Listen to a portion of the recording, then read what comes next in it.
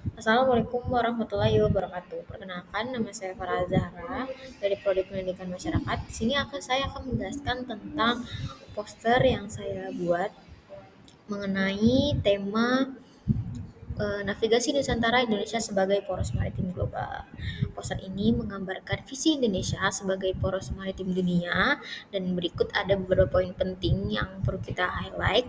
Contohnya yang pertama yaitu ialah Indonesia memiliki posisi strategis sebagai poros maritim dunia karena letak geografisnya yang unik, yaitu berada di antara dua samudera besar, yaitu samudera pertama Samudra Hindia, yang kedua Pasifik.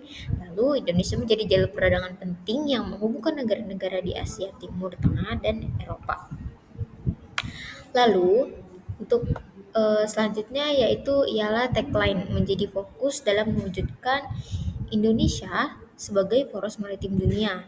Artinya menggambarkan komitmen Indonesia untuk memanfaatkan potensi maritimnya dan berperan aktif dalam skenario global. Semangat untuk memajukan sektor maritim dan menjaga lingkungan laut menjadi sorotan utama. Lalu selanjutnya di sini saya mencantumkan ada 5 pilar yang menjadi fokus dalam mewujudkan Indonesia sebagai poros maritim dunia. Yang pertama yaitu kekuatan pertahanan maritim, yang kedua mengelola sumber daya laut, yang ketiga membangun kembali budaya maritim, yang keempat diplomasi maritim, dan yang terakhir yaitu infrastruktur konektivitas maritim. Di sini saya akan menjelaskannya, yaitu yang pertama yaitu konektivitas maritim. Artinya melalui jalur laut atau sitos. Sebagai poros maritim, Indonesia menjalin kerjasama dengan negara-negara lain dalam berbagai bidang, termasuk perdagangan, keamanan, dan lingkungan. Kerjasama ini tentunya memperkuat posisi Indonesia di dunia maritim. Lalu yang kedua yaitu manajemen sumber daya untuk mencapai kedaulatan energi. Indonesia tuh memiliki potensi yang besar dalam sumber daya energi, terutama minyak dan gas bumi. Tentunya dengan memanfaatkan sumber daya ini, tentunya secara bijaksana, Indonesia dapat mencapai kedaulatan energi dan mengurangi ketergantungan pada impor energi. Lalu ada meningkatkan keamanan maritim.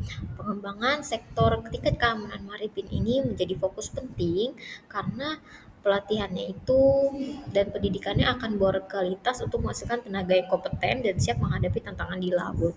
Nah, lalu yang selanjutnya ada pengembangan sumber daya manusia.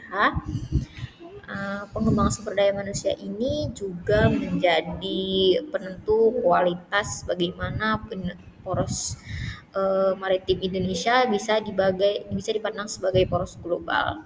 Karena tentunya kalau kita misalkan semakin menunjukkan kualitasnya dengan kuantitasnya, maka akan berhasil juga menghasilkan individu yang kompeten dan sumber daya manusia yang kompeten dan siap menghadapi tantangan di segala laut.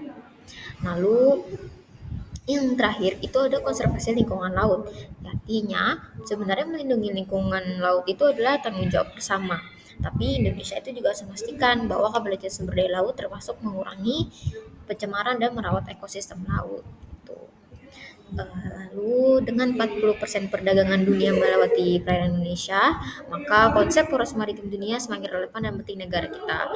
Oleh karena itu, mari bersama-sama memajukan Indonesia mewujudkan Indonesia sebagai poros maritim global. Terima kasih. Wassalamualaikum warahmatullahi wabarakatuh.